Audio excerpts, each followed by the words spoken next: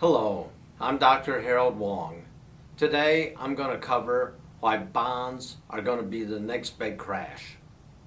If you look at the world of conventional financial planning, for decades they've said stocks may be risky, but bonds are safe.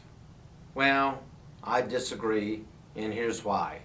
It's true that over the last 30 years, if we look at the 30 years before 2012, there's an article that came out January 2012 in the USA Today, and it said that over that 30-year period, the total return from bonds has exceeded stocks. Well, right there we find another rule of conventional financial planning that was proven incorrect. Because if you work with stockbrokers or typical financial advisors, for decades they've said you can make 10% per year in the stock market if you hang in for the long run. With bonds, you only make half as much. Hasn't been true. And let me explain why. It all comes down to the bond teeter-totter approach. Basically, here's the way it works. Is interest rates drop, the value of bonds go up. And that's what's happened over the last 30 years. If you remember 30 years ago, you could make 10, 12, 14, even 16% of the money market fund. In 1980 and 81, the prime rate was 21% interest. First mortgages were 18% if you could even get it. So over the last 30 years, interest rates have dropped. But right now we are at historical lows. We've never had interest rates this low. Not for your generation, your parents' generation, your grandparents' generation. You've never been able to get a 30-year fixed rate mortgage around 3 to 3.5% interest, and a 15-year fixed rate mortgage for under 3%. We've just never ever seen this. And here's why interest rates are so low.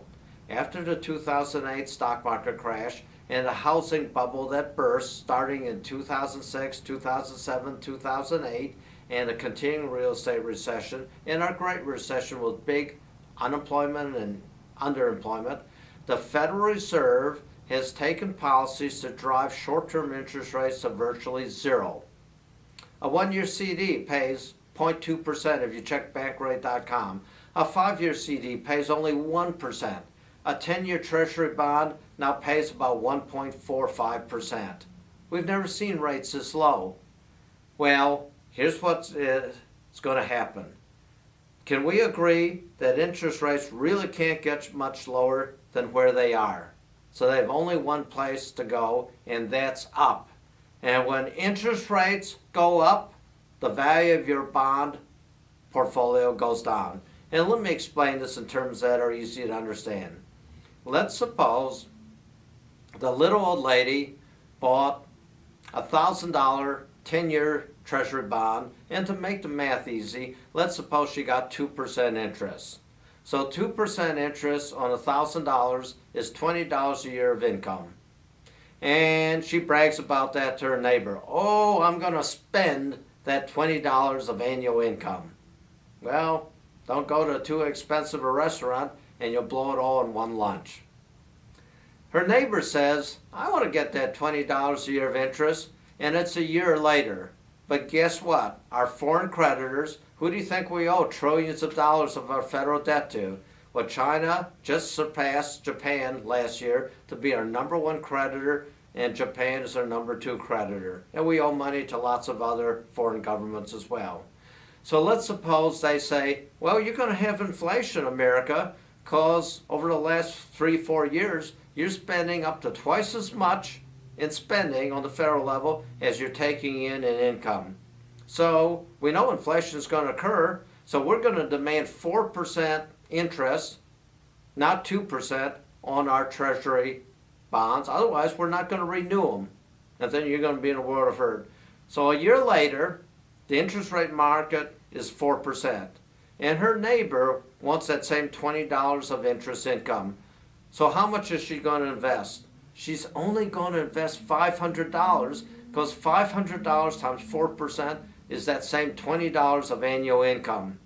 So what happened to the little old lady that invested $1,000 a year ago? What if she is to sell that bond because it's in an IRA, and every year she's forced to take a required minimum distribution? She paid $1,000 for it, a year ago. Today it's only worth $500, so she lost half of her principal in that investment. That's terrible. Well, 4% interest rates are considered low by recent history over the last few decades. What if interest rates go up to 6%? So again, interest rates triple from 2% to 6%. And now the value of that little old lady's $1,000 bond, that $1,000 10-year treasury bond, is now worth one-third, or $333. What if we have hyperinflation, like in the end of the 70s, and now interest rates go to 18%? So now, if interest rates go up ninefold from 2%, interest rates go to 18%, a ninefold increase, and now the theoretical value of her treasury bond is now 1/9 or $111. Hey, losing 89% of your money is like getting wiped out. Now, there are people who say, but she's not going to lose any principal if she can hold it till the 10-year maturity. But she doesn't just have 10-year treasury bonds. She may have 20 or 30-year treasury bonds. She may have corporate securities, corporate bonds that last 20 or 25 years. And if she's 70 years old, what do you think the likelihood is that she'll be around 20, 25, 30 years later and alive to be able to cash in that bond and get her full principal back? So again, that's why I'm warning people, bonds are going to be the next big crash. If you don't believe me, believe Bill Gross. He's known as the Bond King, co-founder of PIMCO, the largest bond fund in the world, managing over $1 trillion of assets. Well, in May and June of 2011, he stunned the whole financial world by saying he's not going to hold any treasuries. In fact, he's shorting them, which means he's betting the value is going to go down. So if you don't believe me, look at what Bill Gross, the Bond King, has to say. We both agree. We're not sure exactly when, but at some point interest rates will go up because inflation will go up, and that's why bonds are going to be the next big crash.